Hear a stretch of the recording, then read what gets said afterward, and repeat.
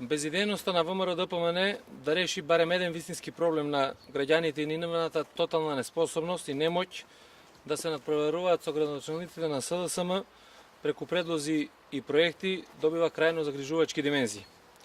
Груевски ВМРО ДПМН денес го допреа дното. Денес ВМРО ДПМН призна дека и водата за пиење почна да ја злоупотребува за пресметка со градоначалникот на Куманово Зоран Дамјановски.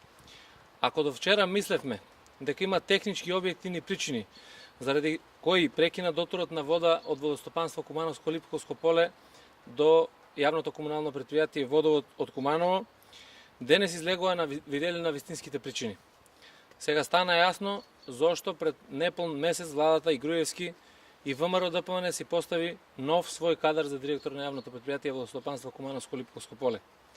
Господа од ВМРО ДПМН, како не ви е срам за дневно политички цели, без грам грижа и совест да ги оставате кумановчани без вода за пиење.